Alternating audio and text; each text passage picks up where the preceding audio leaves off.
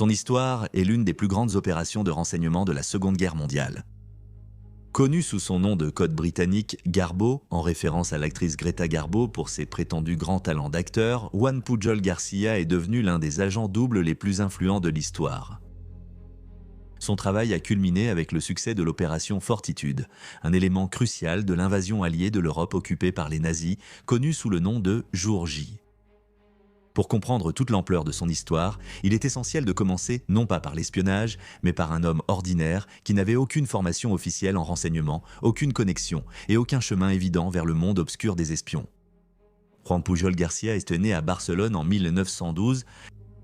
Rien dans sa jeunesse ne laissait prévoir son rôle majeur dans l'histoire.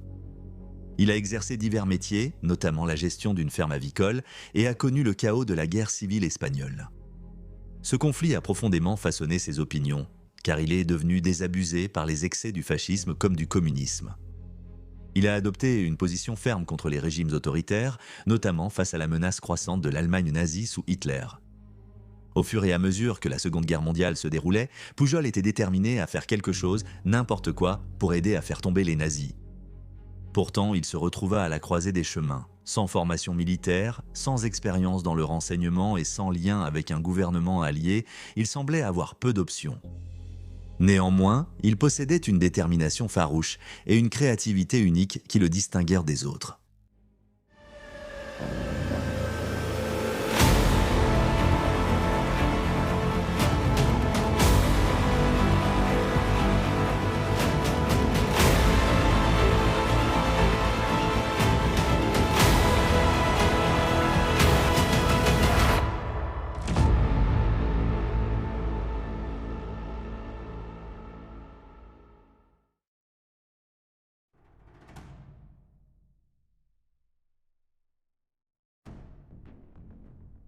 Poussé par sa conviction grandissante que le régime d'Adolf Hitler devait être combattu, Pujol s'adressa à l'ambassade britannique à Madrid et proposa d'agir comme espion, affirmant qu'il pouvait recueillir des renseignements utiles à la cause alliée. Cependant, du point de vue britannique, Pujol semblait totalement inadapté. Il n'avait ni expérience militaire, ni formation en renseignement, aucun accès à des informations précieuses, ni preuve de capacité à agir clandestinement. Les services de renseignement en guerre toléraient peu les volontaires sans avoir fait leurs preuves. Il a été rejeté plus d'une fois. Ces refus répétés sont essentiels pour comprendre ce qui a suivi. Pour beaucoup, un tel rejet aurait mis fin à l'effort. Mais pour Pujol, cela devint le déclencheur d'un projet bien plus ambitieux. Au lieu d'abandonner son objectif, il décida de poser le problème autrement. Si les Britanniques ne voulaient ainsi pas l'accepter comme espion, il créerait une situation dans laquelle il n'aurait pas d'autre choix que de reconnaître sa valeur. Il décida de ne pas demander à être recruté. À la place, il leur forcerait la main. L'idée qui a émergé était aussi audacieuse qu'inconventionnelle. Il infiltrerait d'abord les services de renseignement allemands. À ce stade, Pujol n'avait pas de plan précis. Il n'avait aucun contact dans le renseignement allemand, ni formation, ni expérience en espionnage ou tromperie. Cependant, il avait une grande intuition de la psychologie humaine. Il comprenait que les services de renseignement, comme toute organisation, pouvaient être influencés si on les abordait correctement, surtout s'ils pensaient en tirer un avantage. Se présentant comme un partisan de la cause nazie, Pujol s'est adressé aux agents de l'Abwehr, le service de renseignement militaire allemand. Il affirmait qu'il était prêt à agir comme espion en Grande-Bretagne et qu'il avait les moyens de s'y rendre et d'y établir un réseau de contacts. Fait remarquable, cela a fonctionné. L'Abwehr, souhaitant étendre ses activités de renseignement en Grande-Bretagne, acceptait de prendre des risques avec de nouveaux agents.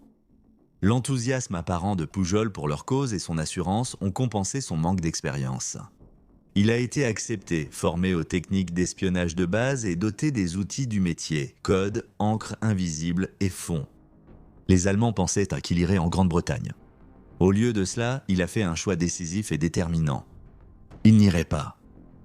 La décision de Pujol était stratégique plutôt que logistique. Il a admis qu'entrer en Grande-Bretagne l'obligerait à donner des renseignements crédibles, risquant ainsi de le démasquer à cause de son accès limité. Restant à l'étranger, il contrôlait le récit et rédigeait ses rapports à sa façon. Il a donc décidé d'agir depuis Lisbonne, au Portugal. Lorsque Garcia est arrivé à Lisbonne en 1941, il a découvert une ville unique en temps de guerre où le Portugal, neutre sous le régime de Salazar, était devenu un centre d'espionnage. Des réfugiés et des agents de renseignement des puissances de l'Axe comme des alliés parcouraient ses rues et ses cafés. Privé de contact au sein des services de renseignement britanniques, Garcia a utilisé uniquement les ressources allemandes et son inventivité, créant une présence fictive au Royaume-Uni. Son défi était de rédiger des rapports crédibles sur la vie quotidienne en Grande-Bretagne durant la guerre. Pour réussir, il consultait les journaux britanniques pour trouver horaires de navires et bulletins météo, ce qui l'aidait à créer des récits authentiques. Ses premiers rapports portèrent sur le moral des troupes et les conditions, privilégiant les détails pour renforcer leur crédibilité plutôt que de grandes déclarations. Pujol glissait délibérément de petites erreurs pour sembler humain, une stratégie efficace avec l'Abwehr qui le voyait comme un agent compétent en situation difficile. Cela a marqué un moment clé dans son opération. Il a compris qu'un agent seul fournit peu d'informations, alors qu'un réseau apporte profondeur et portée accrue. Ainsi, il a créé des sous-agents fictifs développant des identités détaillées avec des professions, des opinions politiques, des habitudes et des lieux de résidence. Par exemple, un nationaliste gallois partageait le sentiment local, un docker à Glasgow observait les mouvements des navires et un étudiant vénézuélien à Londres offrait une perspective extérieure. Chaque agent avait des limites, certains faisaient des rapports rarement, tandis que d'autres n'avaient accès qu'à des types d'informations spécifiques, reflétant la nature fragmentée des véritables réseaux de renseignement. Ces agents ne transmettaient pas seulement des informations, ils vivaient les événements. Un exemple frappant fut la façon dont Pujol gérait les revers. Il a signalé qu'un de ses agents était tombé malade et ne pouvait plus continuer à travailler. Dans un autre cas, il a affirmé qu'un courrier était décédé.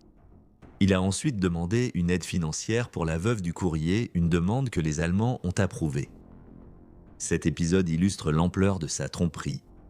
Non seulement l'Abwehr croyait à l'existence de ses agents, mais elle acceptait également la responsabilité de leur bien-être. L'aspect financier de son opération ajoutait du réalisme. Les Allemands finançaient son réseau et Pujol suivait méticuleusement ses dépenses, créant des comptes détaillés de la répartition de l'argent entre les agents pour renforcer l'illusion d'une organisation active. La communication était cruciale. Pujol envoyait des lettres à l'encre invisible et des messages codés à ses agents de liaison. Ce processus de codage suggérait des efforts et du professionnalisme, ce qui amenait les Allemands à croire en l'authenticité de son opération. Plus ses rapports étaient détaillés, plus l'Abwehr lui faisait confiance. Ils intégraient ces renseignements dans leurs évaluations de la Grande-Bretagne, faisant de lui une source fiable. Le fait de ne pas être en Grande-Bretagne le libérait des contraintes réelles, lui permettant d'adapter son récit à ses besoins. Fin 1941 et début 1942, il a persuadé les services de renseignement allemands qu'il dirigeait un vaste réseau d'espionnage en Grande-Bretagne sans jamais y être allé. Les services de renseignement britanniques ont intercepté des communications montrant qu'un agent espagnol informait les Allemands.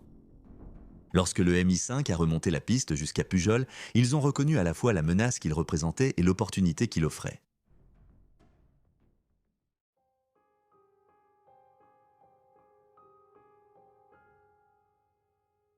En 1942, Joan Pujol a été amené en Grande-Bretagne, rejoignant officiellement le système Double Cross, un programme de contre-espionnage qui transformait les espions allemands en agents doubles.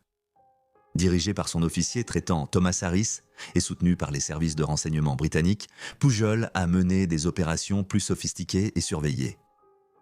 Ce qu'il avait réussi à accomplir seul à Lisbonne avait déjà démontré une initiative remarquable, mais sous la direction du MI5, ses efforts allaient être perfectionnés et étendus, jouant finalement un rôle crucial dans l'une des opérations les plus importantes de la Seconde Guerre mondiale.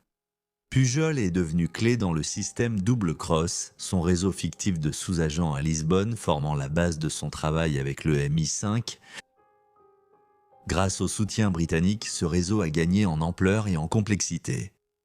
Le MI5 a aidé à gérer la logistique de ses communications, veillant à ce que ses rapports soient en accord avec les stratégies alliées plus larges. Ces agents fictifs recevaient des histoires détaillées, des emplacements précis et des rôles définis, et leurs activités étaient soigneusement coordonnées pour renforcer leur crédibilité mutuelle. Garbo communiquait avec les Allemands par des messages radiocodés et des lettres écrites à l'encre invisible. Chaque message était minutieusement examiné avant d'être envoyé afin de trouver un équilibre entre la nécessité de préserver sa crédibilité et celle de protéger les véritables opérations alliées. Le timing était un aspect crucial de son travail. Garbeau envoyait parfois des avertissements sur les mouvements alliés arrivant trop tard pour être utiles, renforçant sa réputation d'agent consciencieux et loyal tout en empêchant les Allemands de réagir efficacement. En 1944, Garbeau était devenu l'un des atouts les plus fiables au sein du renseignement allemand. Ses rapports, non seulement acceptés mais aussi très appréciés, commencèrent à influencer la stratégie allemande. À ce stade, son rôle est devenu crucial pour l'opération Fortitude, la stratégie alliée conçue pour tromper les forces allemandes sur le lieu de la prochaine invasion de l'Europe occidentale. Le succès du jour J dépendait surtout de convaincre les Allemands que l'assaut principal ne serait pas en Normandie. La mission de Garbeau était de renforcer l'illusion d'une invasion alliée au Pas-de-Calais, zone la plus étroite entre la Grande-Bretagne et la France. À travers ses rapports, il dressait un tableau vivant d'une force importante et redoutable qui s'accumulait dans le sud-est de l'Angleterre, le fictif premier groupe d'armées américain. Il donnait des rapports détaillés sur les effectifs, l'équipement et les préparatifs logistiques, renforçant l'idée que c'était la principale force d'invasion. Il soulignait que cette force était dirigée par George S. Patton, que les Allemands voyaient comme l'un des chefs alliés les plus efficaces et agressifs. Ce détail correspondait aux attentes allemandes, rendant la supercherie nettement plus crédible. Le travail de renseignement de Garbeau n'était pas isolé. Cela faisait partie d'une opération de tromperie plus vaste qui comprenait des chars factices, de faux aérodromes et une activité radio simulée. Cependant, ce sont ces rapports crédibles qui ont donné de l'authenticité à ces ruses physiques. Faute de sources fiables pour valider leur importance, ces illusions auraient pu être vite écartées comme de simples leurres. Dans les jours précédant l'invasion, Garbeau entreprit l'une de ses tâches les plus délicates. Il a averti les Allemands d'un débarquement allié imminent, mais le message a été sciemment retardé. L'invasion avait déjà commencé quand ils l'ont appris. Cette manœuvre lui a permis de préserver sa réputation tout en s'assurant que les Alliés gardent l'effet de surprise. Le 6 juin 1944, les forces alliées ont débarqué en Normandie.